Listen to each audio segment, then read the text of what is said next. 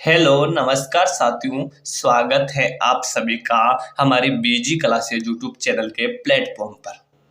तो साथियों में आज एक और नई क्लास आपके लिए लेकर आया हूँ जो बेस्ट टीसी परीक्षा 2025 व चतुर्थ श्रेणी परीक्षा के लिए बहुत ही इंपोर्टेंट होने वाली साथियों।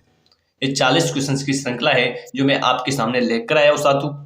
तो चलते साथियों, चलने से पहले जो भी सदस्य नए जुड़े हुए हैं चैनल से वो चैनल को सब्सक्राइब कीजिएगा और वीडियो को लाइक और शेयर भी कीजिएगा।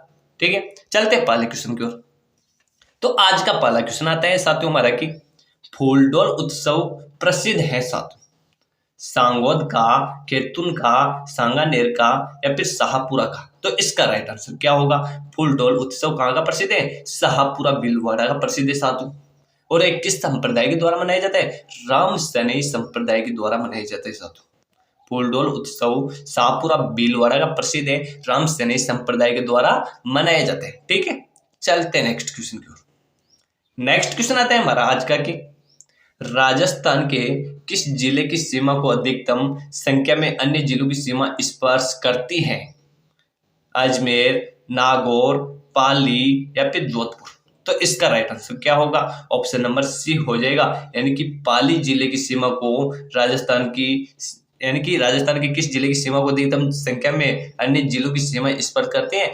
पाली जिले की सीमा को, यानी कि पाली जिले की सीमा को राजस्थान के 8 जिले स्पर्श करते हैं। ठीक है, चलते हैं नेक्स्ट क्वेश्चन की ओर। नेक्स्ट क्वेश्चन आता है हमारा कि 80 कम्मों की छतरी राजस्थान के किस जिले में स्थित है? बूंदी, अलवर, जोधपुर या फिर कोटा। तो आप सभी को पता होना चाहिए साथियों कि 80 कम्मों की छतरी कहाँ की प्रसिद्ध है? अलवर की प्रसिद्ध है साथियों। कहाँ की प्रसिद्ध है 80 कम्मों की छतरी? अलवर की प्रसिद्ध है। और एक किसकी स्मृति में बनाई गई थी? मुंशी महारानी की स्मृति में बनाई गई थी साथियों। किसकी स्मृति में बनाई गई थी? मुंशी महारानी की स्मृति में। किसने बनवाई थी? महाराजा बख्तावर सिंह ने बनवाई थी साथियों। किसने बनवाई थी? महाराजा बख्तावर सिंह ने मुंशी महारानी की छतरी के नाम से जानी जाती है। अलवर में स्थित है, 80 कम्मों की छतरी है साथियों। 80 कम्मों की छतरी कहाँ पे है? अलवर में है। मुंशी महारानी की छतरी के नाम से भी इसे जाना जाता है। और ये किसने बनवाई थी? महाराजा बख्तावर सिंह ने बनवाई थी। ठीक है, बात करते हैं अपन 84 कम्मों की छतरी। तो 84 कम्मों की छतरी कहाँ पे स्थित है? ये बूंदी हो जाएगा साथियों। ठीक है, चलते नेक्स्ट क्वेश्चन की ओर। नेक्स्ट क्वेश्चन आता है हमारा कि सहसा मोदसा अकाल किस वर्ष पड़ा था साथियों? 1842-43 में, 1872-73 में, 1956-57 में या फिर 1987-88 में। तो इसका राइट आंसर क्या होगा कि सहसा मोदसा का अकाल किस वर्ष पड़ा था? तो आप सभी को पता होना चाहिए साथियों कि 1842 और 43 में सहसा मोदसा का अकाल पड़ा था, यानी कि ऑप्शन नंबर ए आपका करेक्ट आंसर हो जाएगा। ठीक है, चलते हैं नेक्स्ट क्वेश्चन की ओर।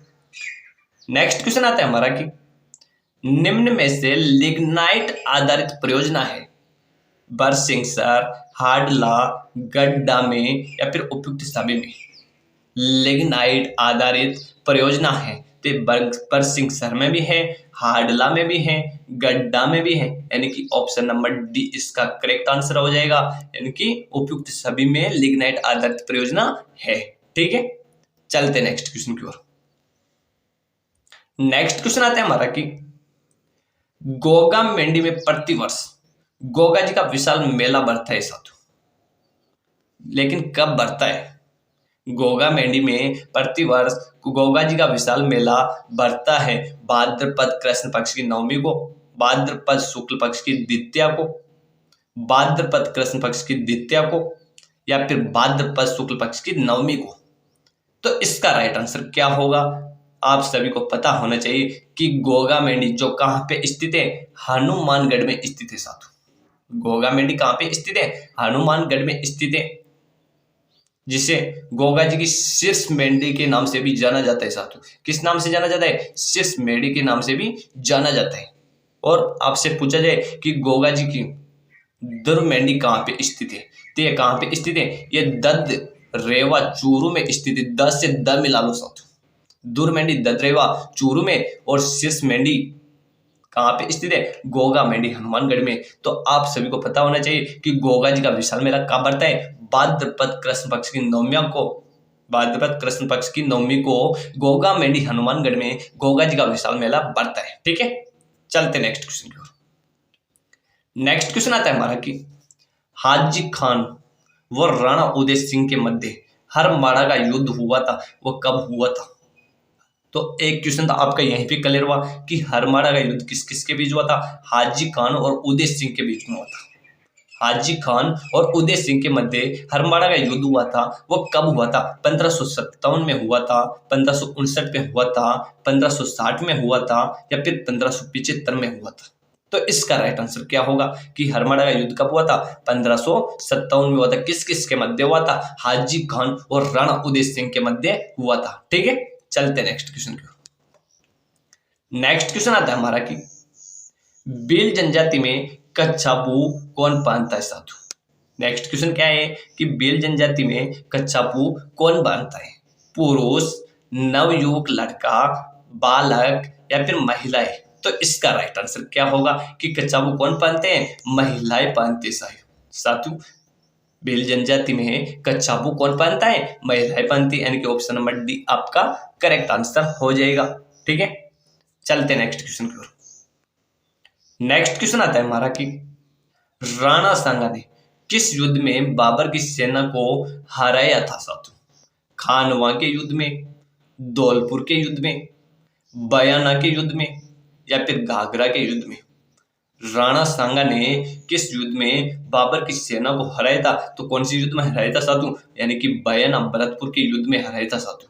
कौन सी युद्ध में हराया था? बयाना भरतपुर के युद्ध में हराया था साधु। और आपसे एक क्वेश्चन पूछा जाएगा साधु कि राणा सांगा की मृत्यु कब हुई थी, तो इसकी डेट कितनी है साधु? आप मेरे को कमेंट करके बताइएगा कि राणा सांगा की मृत्यु कब हुई थी साधु, ये आप मेरे को कमेंट करके बताइएगा। ठीक है, चलते नेक्स्ट क्वेश्चन की ओर।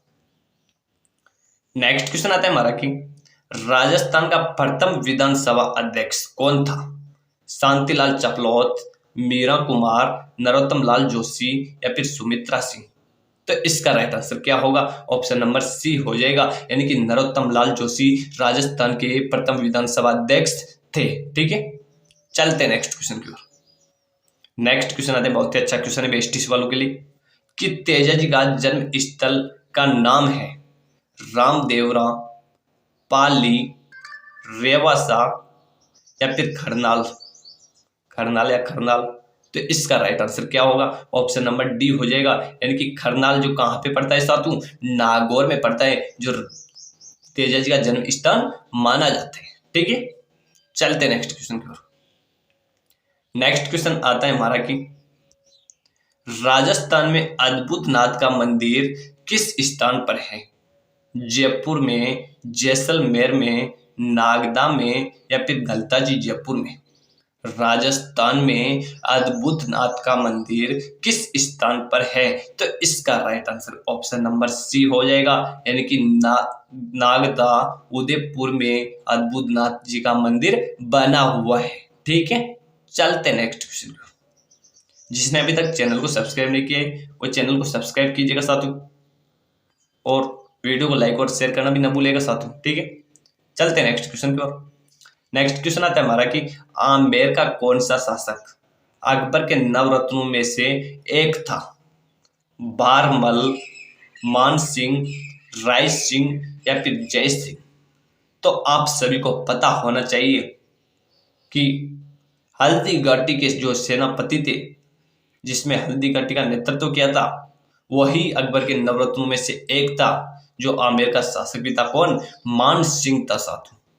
आमेर का कौन सा शासक अकबर के नवरत्नों में से एक था? कौन था? मान सिंह। ठीक है, चलते नेक्स्ट क्वेश्चन पर। नेक्स्ट क्वेश्चन आता है हमारा कि राजस्थान में प्रथम चीनी मिल स्थापित की गई श्री गंगानगर में, कोटा में, भोपाल सागर में या फिर टोंक में? तो इसका राइट आंसर बताइएगा आप मेरे को कि राजस्थान में प्रथम चीनी मिल कब स्थापित की गई थी? तो ऑप्शन नंबर सी इसका करेक्ट आंसर हो जाएगा, यानी कि भोपाल सागर में राजस्थान की प्रथम चीनी मिल स्थापित की गई थी। ठीक है, चलते नेक्स्ट क्वेश्चन की ओर। नेक्स्ट क्वेश्चन आता है, बहुत ही अच्छा क्वेश्चन है कि राजस्थान में किस धार्मिक व्यक्ति की याद में उसकी दरगाह अजमेर में उर्स का मेला लगता है साथियों? राजस्थान में किस धार्मिक व्यक्ति की याद में उसकी दरगाह पर अजमेर में उर्स का मेला लगता है? ख्वाजा मोइनुद्दीन चिश्ती, ख्वाजा सलीम चिश्ती, ख्वाजा नूरुद्दीन चिश्ती, या फिर उपरोक्त सभी? नहीं सॉरी, उपरोक्त में से कोई नहीं। तो इसका राइट आंसर बताइएगा मेरे को कि राजस्थान में किस धार्मिक व्यक्ति की याद में उसकी दरगाह पर अजमेर में उर्स का मेला लगता है? इसका राइट आंसर क्या होगा? ऑप्शन नंबर ए हो जाएगा, यानी कि ख्वाजा मोइनुद्दीन चिश्ती की याद में अजमेर में उर्स का मेला लगता है। ठीक है, चलते हैं नेक्स्ट क्वेश्चन। नेक्स्ट क्वेश्चन आता है हमारा कि जूमिंग कृषि का संबंध किससे है? जनजातियों से, कृषि कार्य करने वाले सामान्य कृषकों से, औद्योगिक क्षेत्रों से, या फिर इनमें से कोई नहीं? तो इसका राइट आंसर क्या होगा? जूमिंग कृषि का संबंध किससे है? जनजातियों से है साथियों। ठीक है, चलते हैं नेक्स्ट क्वेश्चन को। नेक्स्ट क्वेश्चन आता है हमारा कि राजस्थान में फावड़े का संबंध किससे है? खेत की चार दीवारी से, लोहे की रस्सी से, एक प्रकार के आभूषण से, या फिर खेत में खरपतवार हटाने का लोहे का यंत्र? फावड़ा किसे कहा जाता है साथियों? राजस्थानी में फावड़े का संबंध किससे है? इसका राइट आंसर क्या होगा? खेत में खरपतवार हटाने के लोहे के यंत्र से। ठीक है, चलते हैं नेक्स्ट क्वेश्चन की ओर। नेक्स्ट क्वेश्चन आता है हमारा कि 1936-37 में जयपुर प्रजा मंडल के अध्यक्ष बने थे कपूर चंद पाटनी, जमनालाल बजाज, चिरंजीलाल मिश्रा, या फिर हीरालाल शास्त्री? 1936-37 में कब? 1936-37 में जयपुर प्रजा मंडल के अध्यक्ष कौन बने थे? चिरंजीलाल मिश्रा बने थे साथियों। कौन बने थे? चिरंजीलाल मिश्रा, जो 1936-37 में जयपुर प्रजा मंडल के अध्यक्ष रहे हैं। ठीक है, चलते नेक्स्ट क्वेश्चन का। नेक्स्ट क्वेश्चन आता है हमारा कि राजस्थान में प्रथम महिला नागरिक सहकारी बैंक कहाँ गठित किया गया था? कोटा में, अजमेर में, बीकानेर में, या फिर जयपुर में? राजस्थान में प्रथम महिला नागरिक सहकारी बैंक कहाँ गठित किया गया था? इसका राइट आंसर क्या हो जाएगा? जयपुर हो जाएगा साथियों। ठीक है, चलते हैं नेक्स्ट क्वेश्चन की।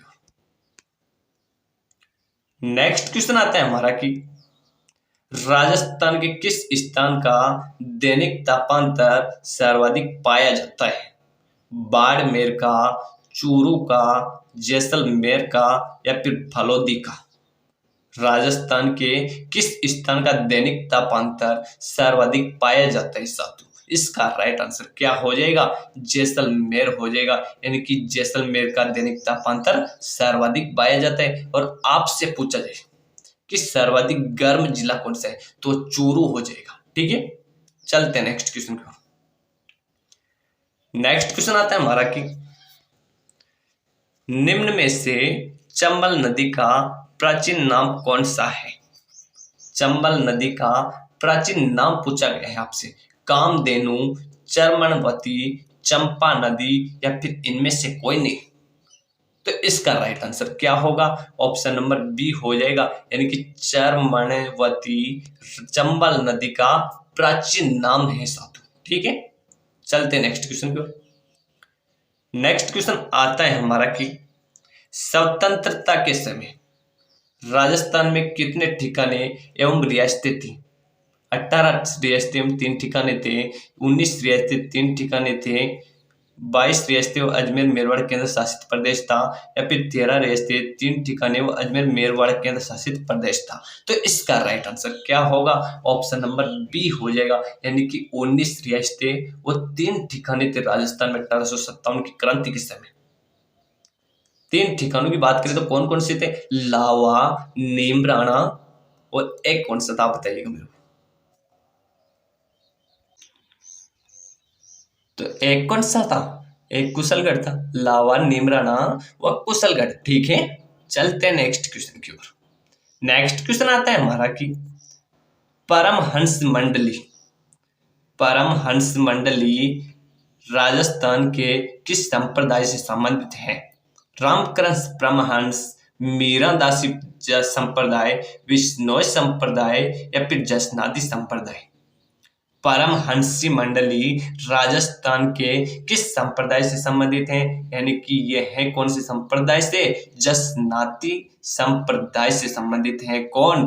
परमहंस मंडली। ठीक है, चलते हैं नेक्स्ट क्वेश्चन की। तो आज की क्लास का यहीं पे समापन करते हैं, मिलते हैं नेक्स्ट क्लास में। तब तक के लिए आप बने रहिएगा हमारी बीजी क्लासेज यूट्यूब चैनल के साथ।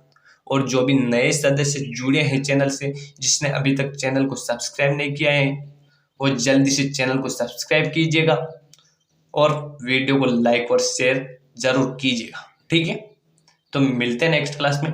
तब तक के लिए धन्यवाद आप सभी को। Thank you.